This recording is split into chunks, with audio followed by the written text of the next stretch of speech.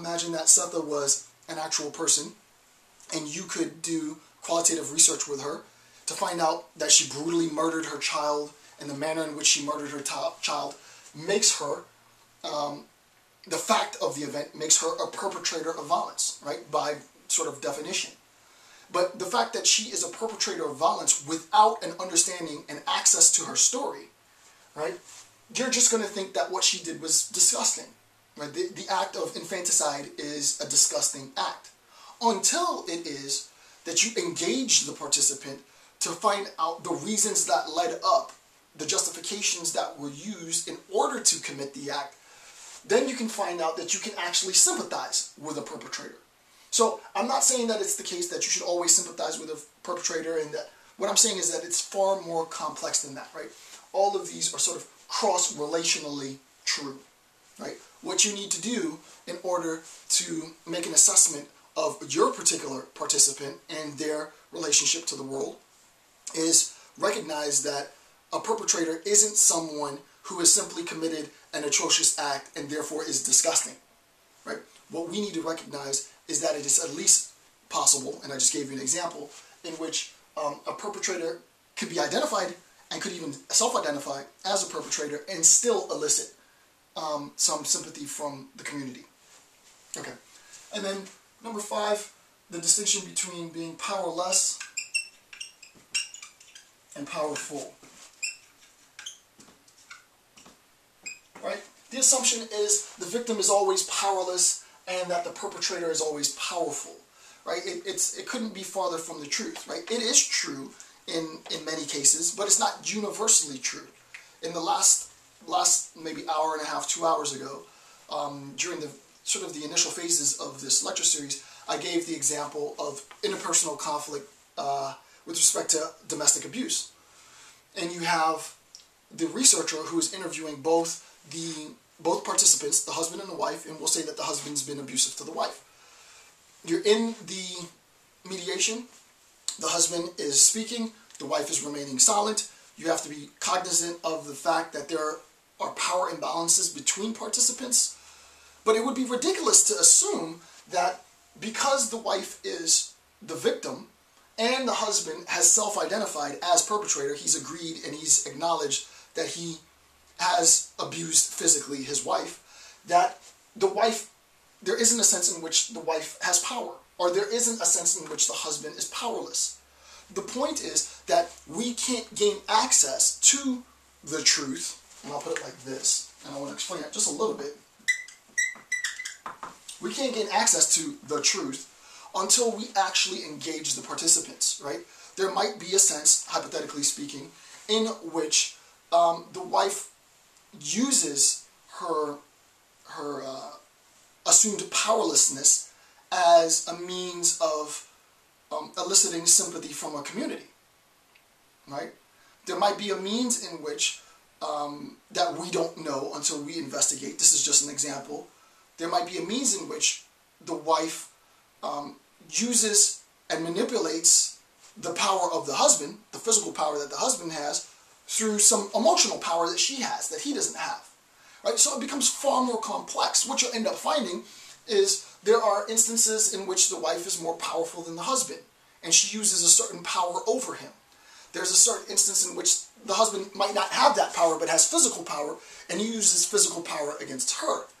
Right? So the idea that this is a static, dichotomous relationship, and these are the characteristics that define victims as such, perpetrators as such, is ridiculous. Right? The whole point of the chart is not to say that this is a fact.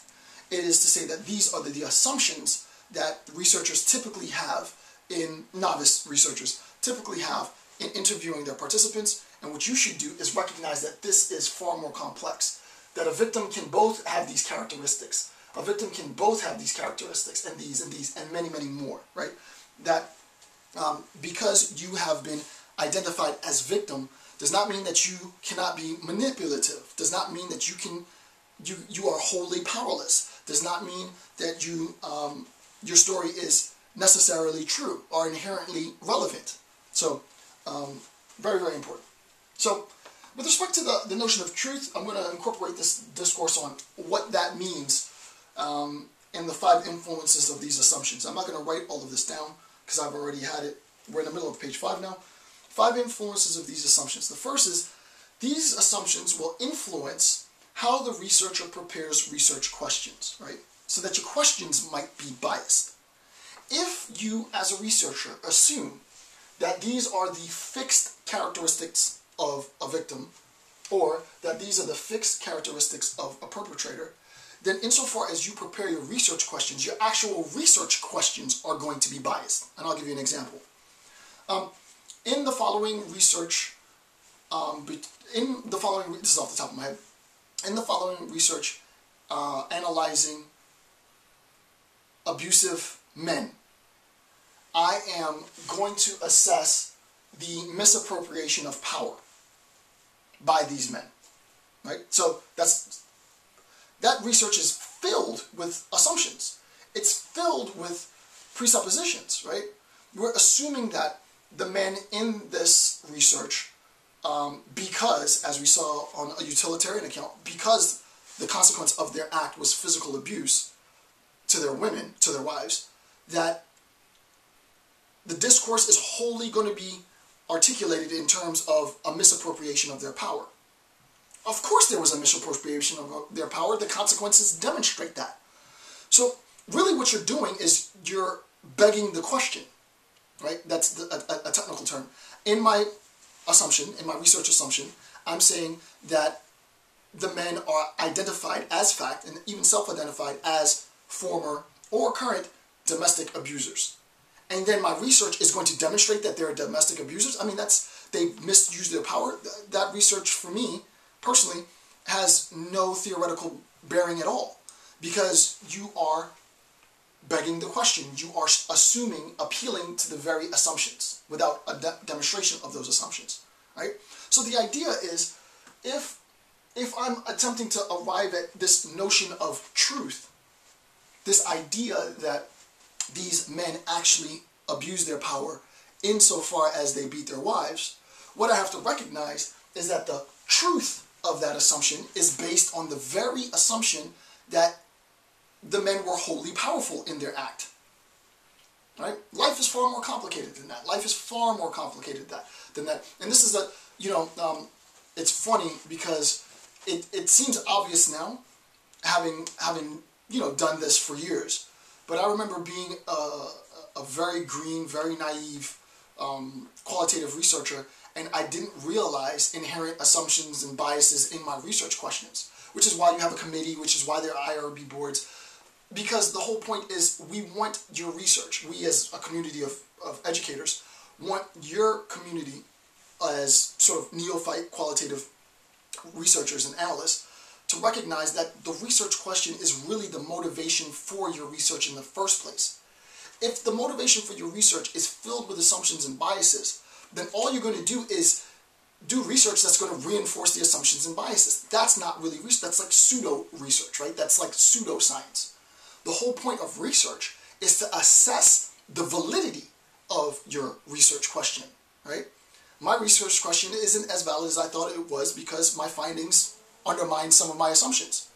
My research is pretty valid, I would assume, because my findings support my assumptions, and so on. So the whole point is, insofar as we are attempting to access the truth of the narrative, we have to recognize that we cannot demonstrate fact, we cannot demonstrate proof, we cannot demonstrate truth by reinforcing the assumptions within our initial assumption. Number 2, these assumptions will influence how a researcher prepares interview questions, right? If you assume that this is the case, now we're not talking about the overarching research question, we're talking about the interview question specifically, and I'm going to do my interview questions. If I make the assumptions and I'm interviewing, let's say, the wife here, and I say, well, tell me about your state of powerlessness. When would you find yourself in a position where he would beat you? What would you say that would trigger him to attack you? I'm not saying that these questions are bad questions. It's not that, right? I'm not making a qualitative assessment of the nature of the interview questions.